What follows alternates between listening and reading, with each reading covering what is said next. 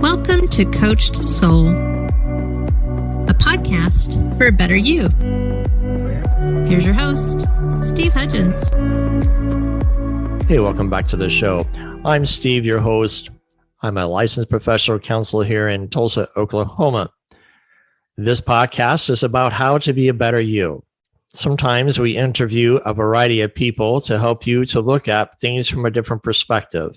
One of the things I'd like to talk about today is identity. You know, it's easy to talk about identity, but we really don't understand identity because we go through life thinking, this is who I am as a person. But then we encounter trauma or things that impact us, and we begin to feel lost. And you're not alone. Many people experience this at some point in their lives in trying to figure out who they are. A lot of clients who come to my office, I will ask them, who are you? Without having the label of other people placed upon you.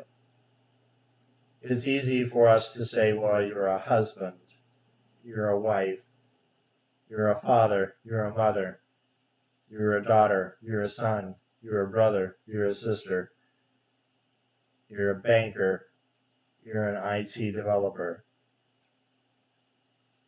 It seems like we allow these things to impact us to define who we are. And we have to do some soul searching.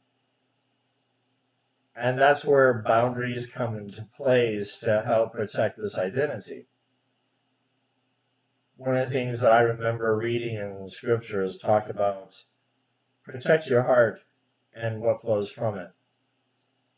It's not about being Fort Knox and shutting down and thinking, oh my gosh, I don't want to get anybody to hurt me, so I'm going to put these walls up.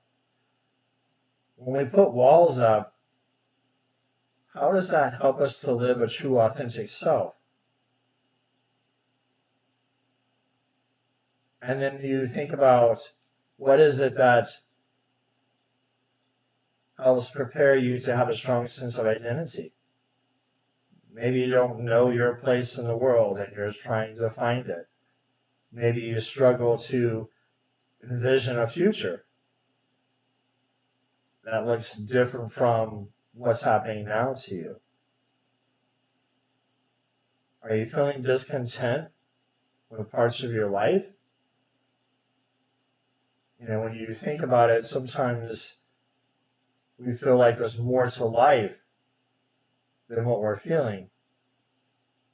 And trying to have this identity is knowing your strengths and areas of opportunity to grow. One of the things I want to remind you is that identity is not something that you feel at the moment or that you recognize yourself in a reflective state. Building an identity is a journey in your life that you begin to discover piece by piece. A lot of times we have to be able to understand the struggles that we go through. It doesn't define us. It just develops us as a person. One of the things that I look at as I was set in life to be, a very different set occupation. And life had its twists and turns and didn't develop me into a certain type of person or an occupation. Events happened that I went from the military, moved to Tulsa, started working with a telecommunications company as a telecom engineer. And because of somebody's actions, it caused a lot of hurt, and 6,000 of us were laid off. And you think, oh my gosh, that's my identity. I put 7 years into this place, And because of one person's greed of a mistake, it costs the company, which no longer exists. And it becomes a head swirl if we're not careful. And we think, oh my gosh, I put so much into this. So when you begin to look at society that we grew up in, it gives you these messages in your mind about the person you ought to be. You know, we grow up and people ask us as kids, what do you want to be when you grow up? I want to be a fireman. I want to be a doctor. I know for me, I wanted to be a doctor. And the more I studied, the more I look, being a medical doctor wasn't for me. Importance of being a family was important to me. So I didn't want to put the long hours in.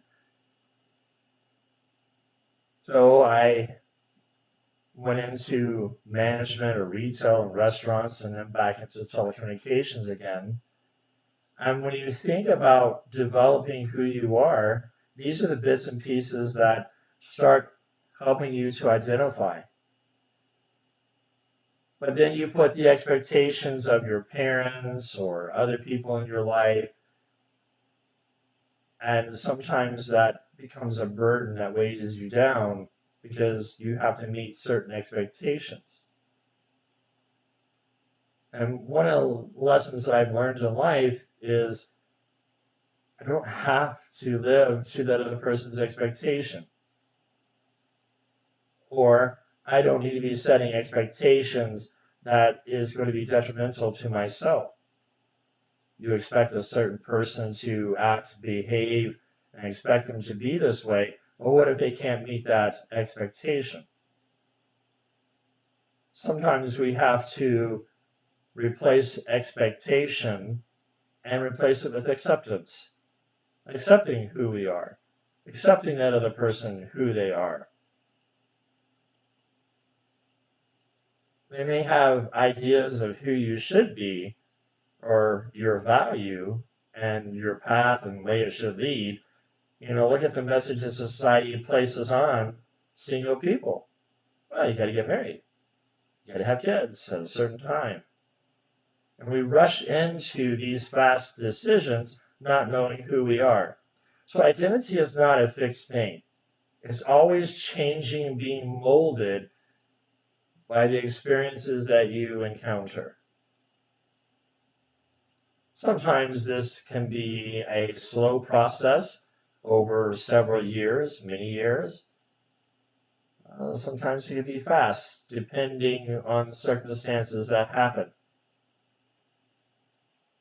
So when you think about understanding your identity,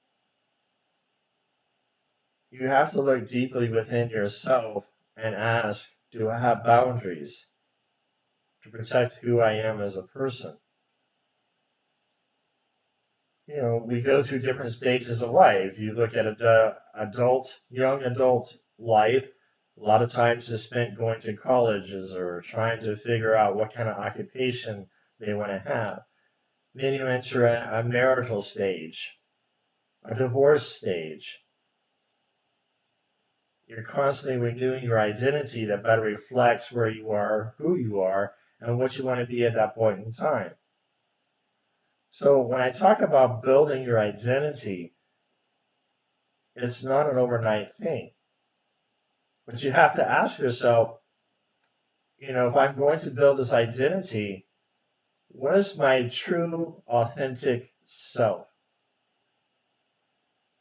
A lot of times we're afraid to speak up because we're afraid of the reaction of the other person. I see this all the time in marriages. You think about the marriages where couples don't communicate effectively because of fear. She may say, I'm afraid to open up and feel vulnerable with my husband because I'm afraid of the reaction that he's going to give me. He may tell me how I want to feel. Thinks I shouldn't feel this way. tends to shut me down. And then the vice versa, the husband being afraid of trying to lead the relationship, and she may be in this masculine emotional role that tends to shut him down. And that's a topic for another time that we need to discuss about how women need to be treating men and how men need to be treating women. So building an identity becomes soul searching. And you have to work on really understanding your combination of your traits, your belief systems, your goals, your desires. And you have to be able to start working on, who am I? So going through a 34% chance of living taught me a lot of different things about who I am as a person. I had to create my identity. Having a spouse that left and having to go through cancer alone, well, I had 3 friends, but it shifted my mindset. I went to work from 7 a.m. to 3 p.m. at telecommunications, and then I was switching gears to becoming a therapist and working at an inpatient hospital. And I did this with chemotherapy. I would go in on a Friday for 1 hour for a push. Saturday was 8 to 5 all day. And that was going on every other week. Fortunately, I don't have cancer, a slim chance of it ever coming back. But the unique experience of just going through, pushing myself, helped create this sense of confidence and understanding of who I am as a person. It's not letting your circumstances define you. That's easy to do because you can lose touch of who you are. And you have to be goal-orientated to really finding yourself. So when you think about identity, it's working and processing through the events. Childhood trauma tends to impact your identity because a lot of times we're not taught about identity or building boundaries. We're afraid to say something because of our parents' reactive state. And so we get so used to reactivity that it becomes hard to build boundaries. And one of the things that we need to look at is feeling comfortable with who you are, the ways that you think, act, and treat others. Especially when doubt comes into play. Did I say the right thing? Did I do the right thing? If we don't have boundaries, then we're going to be persuaded by the other person's actions. Because as we become reactivity, and we don't want to be reactive. So when you think about how do I find my true authentic self, then we need to look at, okay, what is my personality? You ever heard of the Myers-Briggs type indicator or the Enneagram type indicator? They're both good indicators of trying to figure out who you are as a person. You might be able to start there to try to figure out who you are.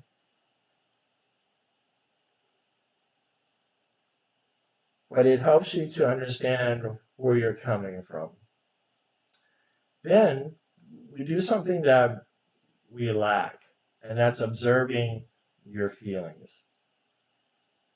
Because you think about, our society has taught us how to be reactive to certain situations.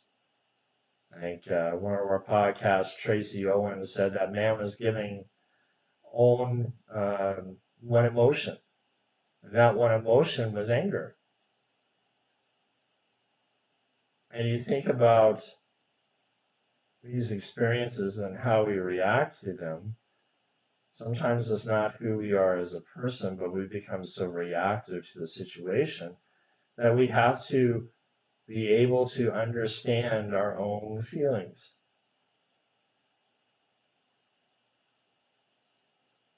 What's behind your hurt? What caused you to be hurt? Working with a inpatient hospital, I had a tech, and there was an escalation, and I had to go down to the room to try to de-escalate the situation because they're just making things worse. This child was 10 years old in DHS custody, and he was going back and forth and arguing. And the tech says, he just doesn't respect me. I need respect. And that's where I came up with the saying that a man respects himself. He doesn't need to command respect. For when he commands respect, he's lost respect for himself because he lowers himself to the standard of the person that doesn't have boundaries. Sometimes we have to teach people how to respect. Kind words stirs away harsh anger. Remaining calm in situations. And I said, did you even explore his feelings? Hey, I'm just curious.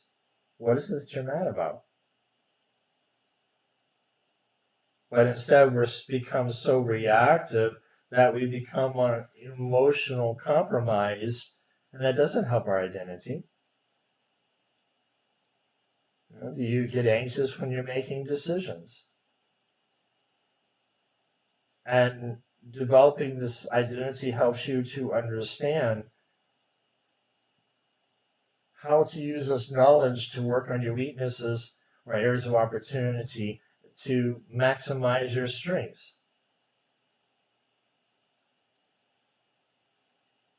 Sometimes trying to find an identity is finding a mentor. Unfortunately, mentors are hard to come by. Sometimes we look up to a movie star or a certain character in a book or movie, and we can identify with them, and we start to relate. And that's okay. But is that really living to your true, authentic self of who you can be? Some people ask others what they think about themselves, and that can be a dangerous territory. Because are you living to your true, authentic self? Or what they expect of you and how you are to behave or act to them? What are your core values? Do you have integrity? Dependability? What are some things that are important to you? Are you empathetic? These values help also to create this identity. And the most challenging piece of understanding identity is reflecting on your own past. And one of the things about reflecting on your own past is that what are your lessons about who you are as a person? Are there positive moments in your life that created who you are? My grandfather was a positive influence in my past. He taught me about empathy, caring for others, helping others, but also realizing that I have to have boundaries to protect who I am so I don't lose myself in the moment, because it's easy to feel self-defeated. When you really think about it, Guilt, shame comes after receiving the truth. Right now, you act on decisions based upon the knowledge that you have and the information that you have, and so you make these choices now.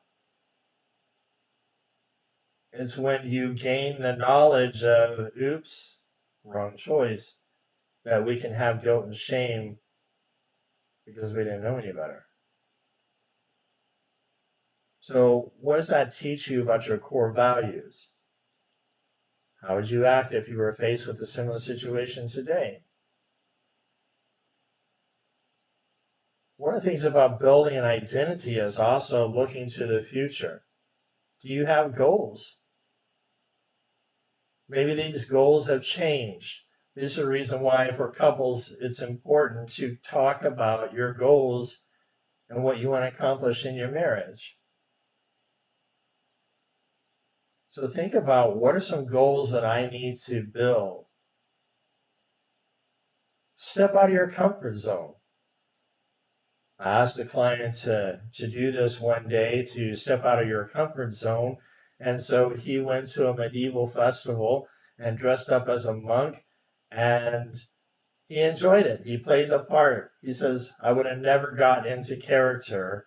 This is way out of my comfort zone. But he learned something new, because it filled him with joy and passion when he tried new things. Now, granted, there are some things that are not healthy for us, so we don't choose that feel-good method of trying new things, and that's okay. You're just learning.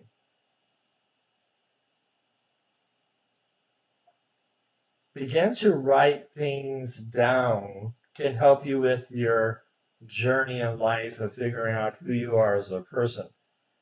Because think about the mixed messages that we receive every day from other people, whether it's our spouse, our children, work, education, commercials.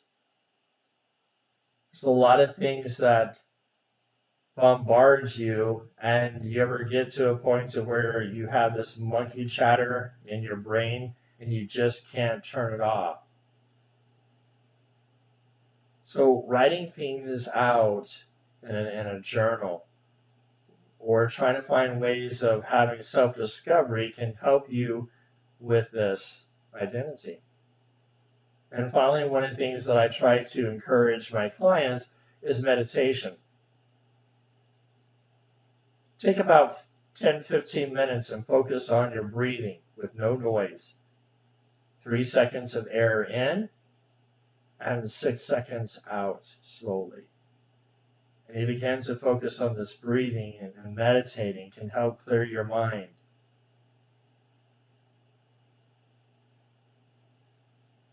And the biggest thing is, we are our worst harsh critics when we begin to judge ourselves. So I want you to think about judgment. How critical are we? What messages come into play about judging who you are as a person? I'm not enough. I can't do enough. And that's where healthy boundaries come into play, and say, okay, I might be disappointing to someone, but what is their expectation? Are we living to their expectation, or are we living to our goals about who we are as a person, with empathy and compassion, and not judging ourselves? So living to a true, authentic self is finding yourself, building healthy boundaries about your identity. Now I want to speak to those who are faith-based for a moment. Our identity for faith-based is found in Christ. That's why I like Lauren Daigle's song, You Say. I keep fighting these voices in my mind that say I'm not enough, but you say that I am. How we view ourselves also sets the course in what we do. So work on, who am I? What is my purpose? What's my goals? Talk to your spouse about your goals. Would you say, well, we fell out of love? Nah. Falling out of love is a choice. What are we doing? It takes work to build a relationship, to hold a relationship. So these are some things of little pieces of nuggets of who are you as a person. I hope this is of value to you of trying to figure out who you are so that we can have healthy boundaries. So I wish you the best. Again, if you need to reach out, it's coach@coachedsoul.com is my email. Look forward to hearing from you until we meet next time. Be safe and be kind. Thanks for joining us today. We hope to have you back next week. Until then, be safe and be kind.